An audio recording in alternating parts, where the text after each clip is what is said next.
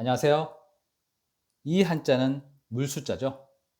간략하게 이런 형태로 많이 써요. 그런데 물숫자가 물을 뜻하지 않는 경우도 많다는 사실을 아시나요? 예를 들어 이 한자들에 붙어 있는 숫자는 모두 물이 아닙니다. 이 한자는 천박하다 할 때 천자인데요. 천박한 것과 물이 무슨 관계가 있을까요? 이건 감자, 세금을 감면한다, 월급을 감봉한다. 그럴 때 감자예요. 감면하고 감봉하는데 물이 들어갈 이유가 없죠. 연자, 연극, 연출, 공연 이런 말들을 쓰는데 연극하고 공연하는 것과 물은 아무 상관이 없어요. 그렇다면 이 숫자들의 의미는 뭘까요? 물 숫자를 옛날엔 이렇게 썼는데요. 이건 뭔가가 흐르는, 흘러가는 모습을 나타낸 거죠. 그렇습니다. 숫자는 원래 흐르다의 뜻을 표현하기 위해 만든 문자예요. 세월이 흐르다, 전기가 흐르다. 이처럼 흐른다는 것은 계속 이어진다는 거죠. 그래서 숫자의 뜻은 흐르다, 계속되다예요. 그런데 흐르는 모습을 보여주는 대표적인 것이 물이죠. 물은 계속 흐릅니다. 가지 않는 곳이 없어요.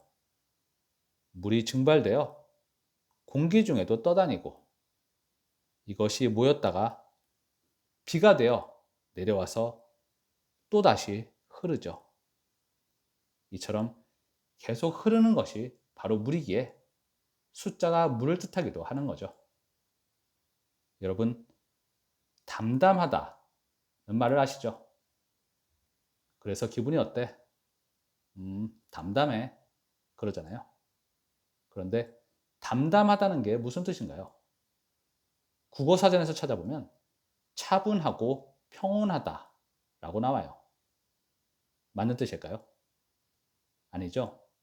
예를 들어 퇴직을 앞둔 직장 동료에게 기분이 어떠냐고 물으면 담담하다고 할지는 몰라도 차분하다고 하지는 않을 거예요.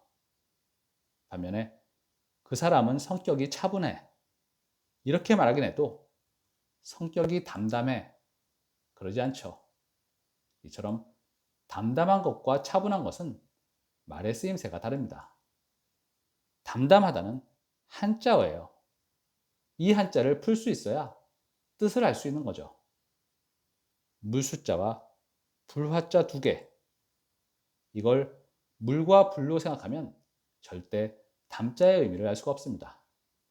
그래서 한자 사전에도 이 담자의 뜻을 제대로 설명해 놓은 것이 없어요. 숫자는 흐르다, 계속되다 라고 했죠. 화자, 전 시간에 배웠어요.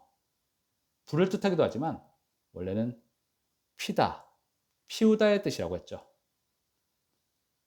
피어 있는 상태가 계속되다.